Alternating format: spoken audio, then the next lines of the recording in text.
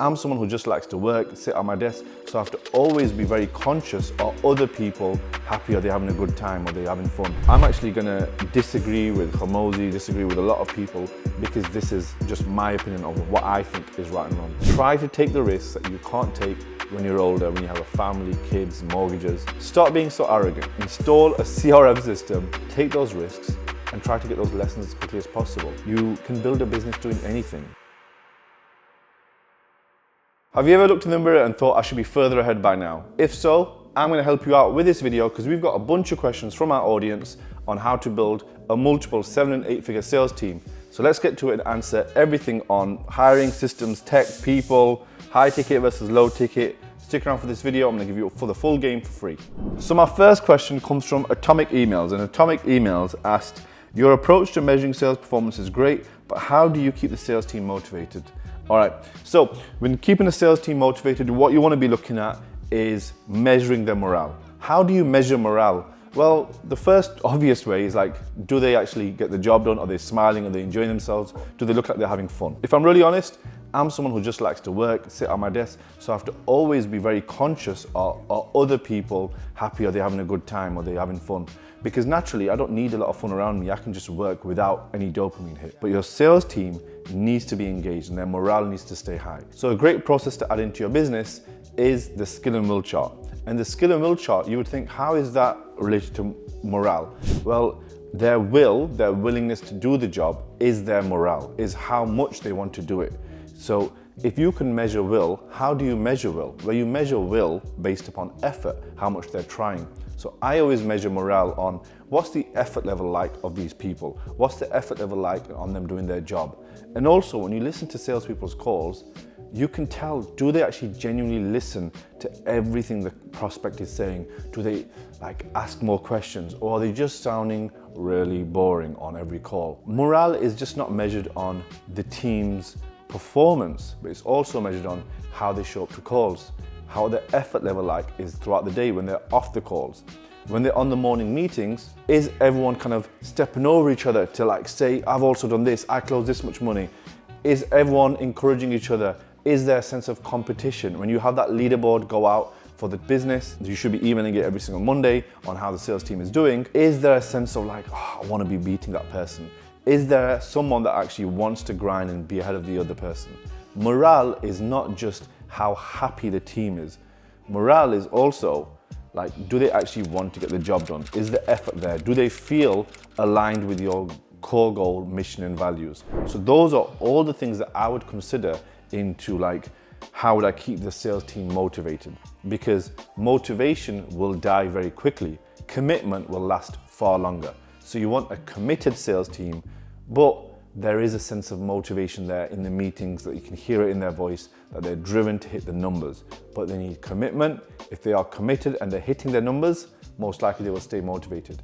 Sales reps that are continuously hitting their numbers week on week, month on month, tend not to get burnt out. The ones who get burnt out are the ones who are trying or feel like they're trying, but never truly making the commission they want. So the next question is from Hemming. So I know Hemming, I've spoken to him before. He owns a school community where he teaches people how to play ping pong. Incredible business, absolutely love it. And he asked, opinion on low ticket mentorship versus high ticket packages. My opinion is actually going to be the difference. So I'm actually going to disagree with Hormozi, disagree with a lot of people, because this is just my opinion of what I think is right and wrong. Low ticket is best suited towards people who fall into two different categories.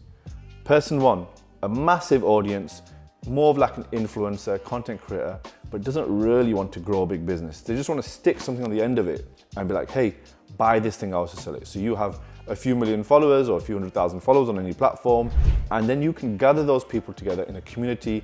They might just come on board just to have a morning coffee with you, just to ask you some questions. It's more that celebrity factor, and then you're closer with them and they can provide you some value. So that's one area where low ticket is good. The second area where low ticket is good is if it's your first time business. If you're new to business and you're thinking, how should I do the marketing, sales, how should I build the systems? The first thing that you can do is just start a low ticket community. It doesn't even need to be $100 a month, it could be $50 a month, it could be anything. But you just start trading money, you start making more than you would in a job where you're just on minimum wage and you're not really enjoying it, you're not really passionate about it. So find something that you actually know a little bit about and you can do low ticket. Now high ticket, like we actively run a high ticket service. We are selling to online coaches, consultants, agency owners, but could I run my business if I didn't have the knowledge to do so? Could I run it without the skills on how to build sales teams if I didn't do it for a very long time? It took me a long time to learn this stuff. And can we charge high ticket for it? Those people that don't have a lot to give, don't have a lot of knowledge, proof, and are charging high ticket, they seem to never build really good businesses because customers don't seem to stay. They haven't done it for themselves, so how can they do it for others? So the first thing with high ticket is that you have to know how to get them the result. And because you're getting them a result, like some of our businesses, we can take from 1 to 3 million, from 3 to 5 million. We can take a business from 5 to 10 million a year with our systems, processes, installing our tech, installing how we do every single thing within our fractional sales delivery. We can move a company so fast. And the reason when we can do that, we can charge a lot of money for it. So we can tell people on the call, hey, we're expensive, we're gonna charge you a lot because we're gonna 10x whatever we charge you. And because we can do exactly like we claim when we have the social proof to do so, we can do high ticket. Do I also want to do low ticket? To be honest with you, no. We may open a community in the future for our B2C, like a mid-ticket to help some more setters and closers get sales trained, but that's still a mission-driven business. It's not really gonna take all of my focus. We'll have someone there, and that's also to place these people who wanna learn sales into our 7 and 8 figure businesses that we actually actively manage. Do I wanna get distracted with low ticket? No. Is high ticket for me? Yes. But for you, are you a large content creator, influencer, or are you new to business?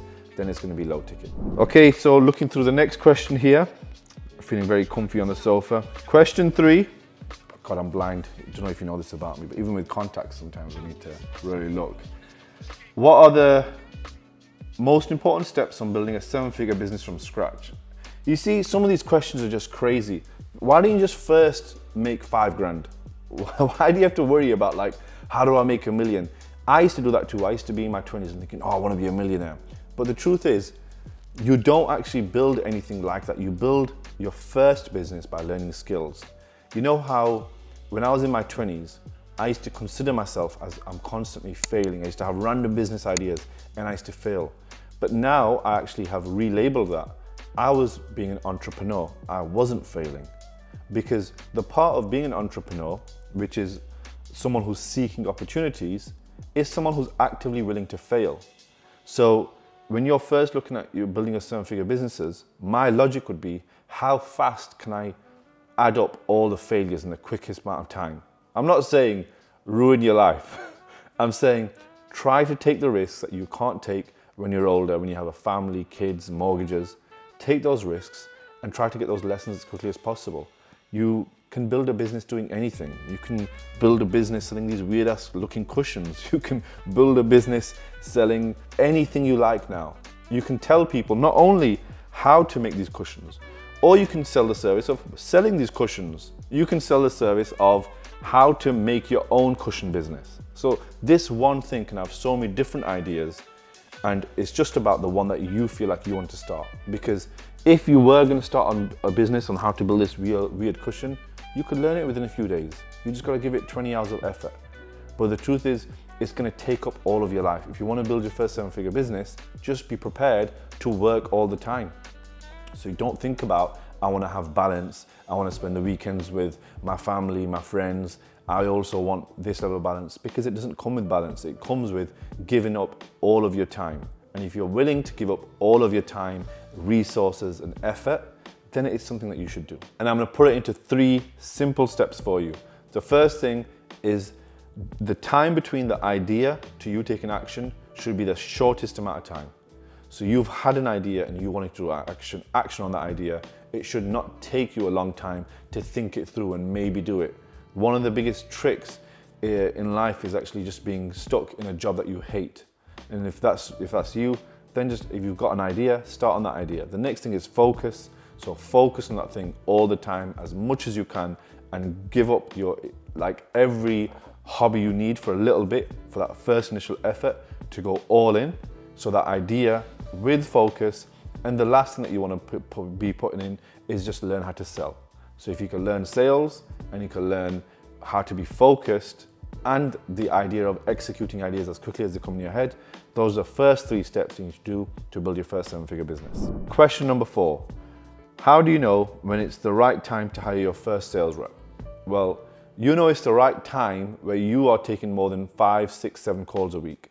If you're taking more than 5 calls a week, you need to start winning your time back. But this is the thing that stops most people. Let's say you take 10 sales calls a month and you close 7 out of 10, 8 out of 10. Great. Deep down, you know, if you was to hand over those sales and you was to give someone that ability to sell for your business, they're not going to close like me. They're not going to be able to sell the deals like me. They don't understand my product like I do. So you think they'll close half as much as you do or a quarter as much as you do. And many times that is the case. But what does that stop you from doing? It stops you from growing your business. It stops you from truly spending time in other areas of your business.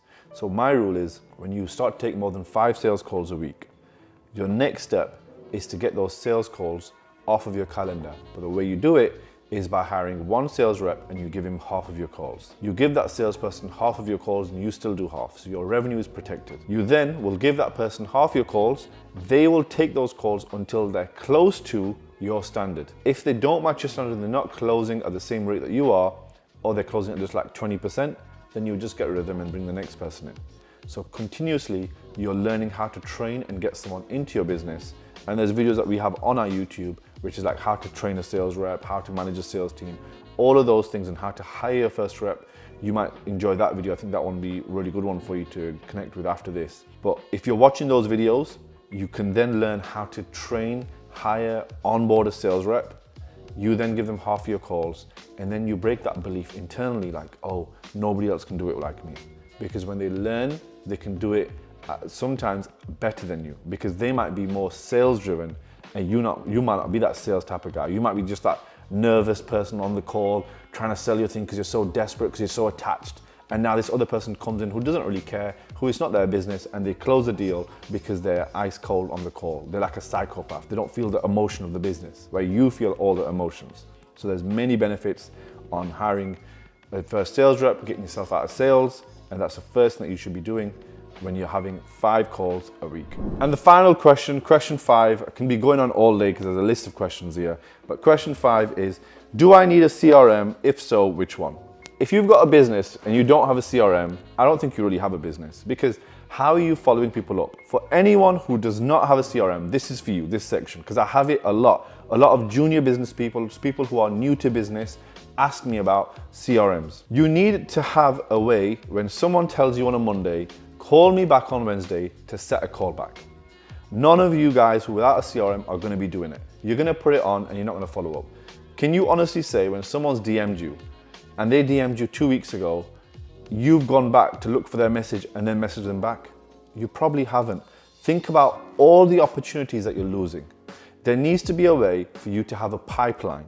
And what your pipeline is, taking people from different stages across. So someone who's inquired, or someone who's made contact, someone who's in conversation, someone who's had a booked appointment, someone who's had an appointment and needs a follow-up. If those stages aren't there, how are you meant to remember every single person and follow them up? Do you know most people get closed on the follow-up?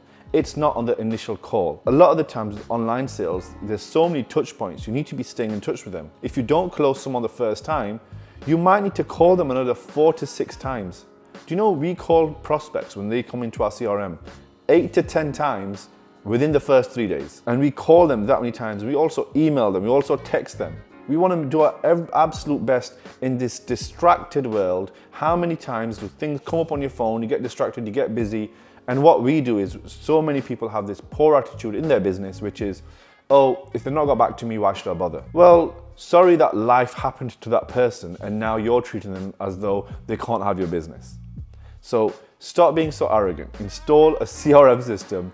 And the one that I would recommend, because this person asked, is if you've got a small business under 2 million a year, just get Go High Level. Like we have our version of Go High Level that we give to our clients because it has all the pipelines in. But you can just go make your own CRM system. It doesn't take you long. Go on Upwork, get someone to do the job for you. Say, I just need these pipelines, these automations, these email sequences, and plug everyone in. If you want the snapshot, just message us and maybe we'll even send it to you.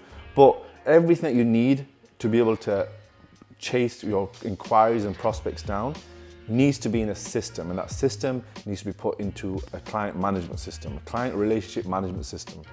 And you installing that first off on Go High Level is the first thing you should do. It's the most basic thing you should be doing. Because at least on GHL, on Go High Level, you have emails, automations, tech. You can even set up many chat type of bots in there. There's so much stuff you can do.